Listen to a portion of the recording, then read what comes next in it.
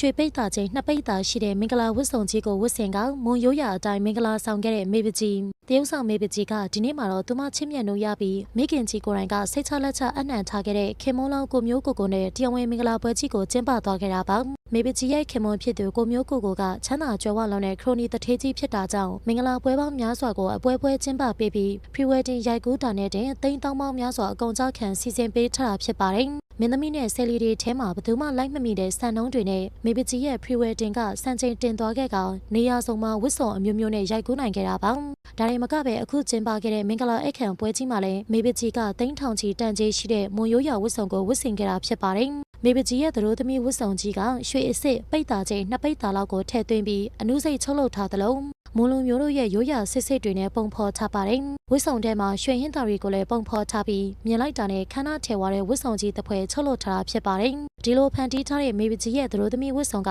ကာလတန်ကြီးအဖြစ်သိန်းထောင်ချီကုန်ကျထားတာဖြစ်ပြီးဒီဇိုင်နာ2ယောက်ကနေ2လကြာအချိန်ပေးချုပ်လုပ်ထားတယ်လို့လည်းသိရပါတယ်ဒါရင်မကပဲမေပကြီးကမင်္ဂလာပွဲမှာရွှေနဲ့ဗရက်များတွေကိုထပ်ဆင့်ဆင်ရင်ဝတ်ဆင်ထားပြီးအလှဆုံးဖြစ်အောင်ပြင်ဆင်ထားပါတယ်ဒါအပြင်မေပကြီးကမင်္ဂလာအခမ်းအနားတစ်ခုလုံးမှာလည်းမွန်ရိုးရာအကောင့်လှတွေနဲ့ဖျော်ဖြေမှုတွေကိုထည့်သွင်းထားသေးတာကြောင့်မွန်ရိုးရာမင်္ဂလာဆောင်ဆိုတာဒီလိုပါလားဆိုပြီးတော့ပေါ်လွင်ထင်ရှားစေတဲ့အထိပါပဲမေပကြီးရဲ့မင်္ဂလာပွဲကြီးကခမ်းနားကြီးကျယ်လွန်းတာကြောင့်တာမန်မင်းသားမင်းသမီးဆယ်လီတွေထက်တောင်တောင်းလွန်နေတဲ့မင်္ဂလာဆောင်တစ်ခုလို့လည်းလူအများကမှတ်ချက်ပေးနေကြတာပါပရိသတ်တို့ရောမေပကြီးရဲ့မင်္ဂလာအခမ်းပွဲကြီးပေါ်အမြင်လေးတွေကိုပြပြခဲ့ပါအောင်ရှင်